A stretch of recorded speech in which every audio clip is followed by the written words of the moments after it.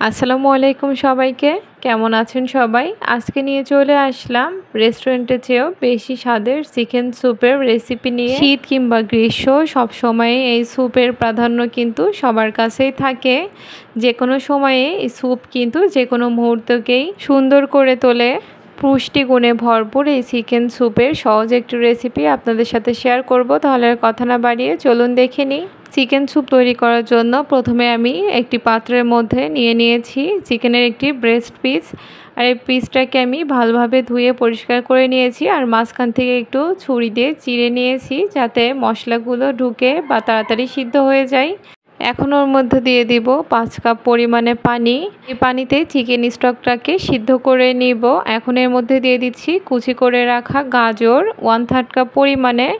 গাজরটা অপশনাল, দিলে টেস্ট বেশি ভালো আসে। এখন দিয়ে দিচ্ছি আদা বাটা 1/2 চা চামচ, রসুন বাটা 1/2 চা চামচ, আর দিয়ে দিচ্ছি 1/2 চা চামচ পরিমাণে লবণ, দিয়ে দিচ্ছি গোলমরিচের গুঁড়া 1/2 চা চামচ পরিমাণে, আর দিয়ে দিব 1 টেবিল চামচ পরিমাণে অলিভ অয়েল। আপনি চাইলে রান্নার তেলও দিয়ে নিতে পারেন।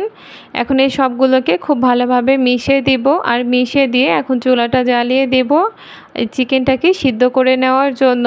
আর এই থেকে কিন্তু চিকেনটা সিদ্ধ হওয়ার পাশাপাশি চিকেন স্টকও তৈরি হয়ে যাবে। আর এখন এই যে ঢাকনা দিয়ে ঢেকে 10 মিনিট মতো সিদ্ধ করে নিব। 10 মিনিট সিদ্ধ করলে চিকেন ব্রেস্ট পিসটা খুব ভালোভাবে সিদ্ধ হয়ে যাবে। পানিটা যখন ফুটে উঠবে সেই পর্যায়ে চুলার জালটা একদম কমিয়ে দিব। লো হিটে 10 মিনিট ঢাকনা দিয়ে ঢেকে সিদ্ধ করে নিব। আর এরই ফাঁকে স্যুপ তৈরি দুটি ইনগ্রিডিয়েন্টস আগে থেকে রেডি করে নিব। তার জন্য প্রথমে যে একটি ডিম ভেঙে নিচ্ছি।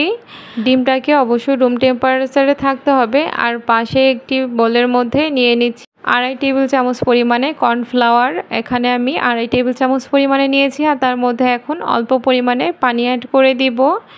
এখন একটি চামচ দিয়ে পানি এবং কর্নফ্লাওয়ারটাকে খুব ভালোভাবে গুলিয়ে নিতে হবে স্যুপ তৈরিতে। এটি কিন্তু অবশ্যই লাগবে, তবে আগে থেকে যদি এভাবে রেডি করা থাকে তাহলে কিন্তু পরে কাজটি সহজ হয়ে যায়। তাই আগে থেকে আমি রেডি করে নিচ্ছি। আমার কর্নফ্লাওয়ারটি গোলানো শেষ হয়ে গিয়েছে। এখন আমি ডিমটাকেও ভালোভাবে ফেটিয়ে নিচ্ছি। আমি একটি কাঁটা চামচ দিয়ে ফেটে নিচ্ছি, আপনারা চাইলে হ্যান্ড উইস্কি দিয়েও ফেটিয়ে নিতে পারেন। খুব ভালোভাবে কুসুমটা যাতে মিশে যায় সাদা মিশ্রণের সাথে। ভালোভাবে ফেটে নেওয়া হয়ে গিয়েছে। এখন এটাকেও একটি সাইডে রেখে দিব। আর অন্যদিকে কিন্তু 10 মিনিট হয়ে গিয়েছে, আর এই 10 মিনিটের মধ্যে আমার চিকেনের ব্রেস্ট পিসটা খুব ভালোভাবে সিদ্ধ হয়ে গিয়েছে। এখন এটাকে উঠিয়ে নিব। আর বাকি যে পানিটুকু থাকছে এটি হচ্ছে চিকেন স্টক, আর এই চিকেন স্টকের মধ্যেই আমি স্যুপটুকু রান্না করে নিব। চিকেনটাকে উঠে নেওয়ার পরে হাত দিয়ে আমি চিড়ে ছোট ছোট করে নিয়েছি। আপনি চাইলে ছুরি দিয়েও কেটে নিতে পারেন। আর সবটুকুই আমি দিয়ে দিয়েছি। এখানে চিকেনের পরিমাণটা আপনাদের পছন্দ মতো দিয়ে নেবেন, কম বেশি করে। আর তারপরে দিয়ে দিচ্ছি 1/4 কাপ পরিমাণে টমেটো সস, আর দিয়ে দিব 2 টেবিল চামচ পরিমাণে সয়া সস, আর দিয়ে দিব চিনি।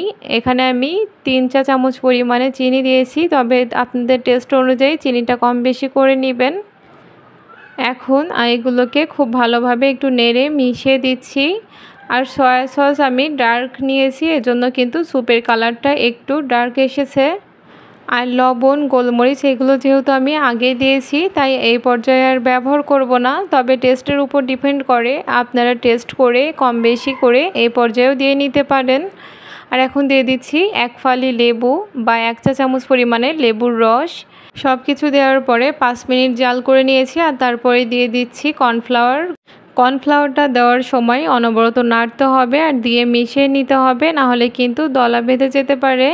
এভাবে অনবরত নেড়ে মিশিয়ে নিতে হবে। আর কর্নফ্লাওয়ারটা দেওয়ার পরে দেখুন স্যুপটা কিন্তু অনেকটা ঘন হয়ে এসেছে। এটা জাল করতে থাকলে আরও একটু ঘন হয়ে যাবে। আর এখন দিয়ে দিব এর মধ্যে সেই ফেটিয়ে রাখা ডিমটা, তবে ডিমটা একবারে না দিয়ে অল্প অল্প করে দিয়ে ভালোভাবে মিশিয়ে নিতে হবে। আর তারপরেই দিতে হবে, নাহলে কিন্তু এক জায়গাতেই ডিমটা ছানা হয়ে যাবে, আর তখন কিন্তু খেতে খুব একটা বেশি ভালো লাগবে না। এখন এই সবগুলো উপকরণ খুব ভালোভাবে একটু মিশিয়ে দিচ্ছি। আর ভালোভাবে মেশানোর পরে সব শেষে দিয়ে দিচ্ছি কিছু কাঁচামরিচ কুচি, আর দিয়ে দিব কিছু ধনেপাতা কুচি। এগুলোকে শেষের দিকে দিতে হবে, আর শেষের দিকে দেওয়ার ফলে কিন্তু সুন্দর একটি স্মেল বের হয়। আর ধনেপাতা আর কাঁচামরিচটা দেওয়ার পরে আর জাল না করে চুলাটা বন্ধ করে নামিয়ে নিতে হবে, না হলে কাঁচামরিচ এবং ধনেপাতার ফ্লেভারটা নষ্ট হয়ে যাবে। আর আমার স্যুপটা কিন্তু একদম রেডি হয়ে গিয়েছে। এখন আপনাদেরকে পরিবেশন করেও দেখাচ্ছি। গরম গরম চিকেন স্যুপ কিন্তু একদম রেডি হয়ে গিয়েছে। তাহলে দেখলেন তো কত কম উপকরণে অল্প সময়ে চিকেন স্যুপটা তৈরি করে নেওয়া যায়, আর খেতে কিন্তু দারুণ হয়ে থাকে।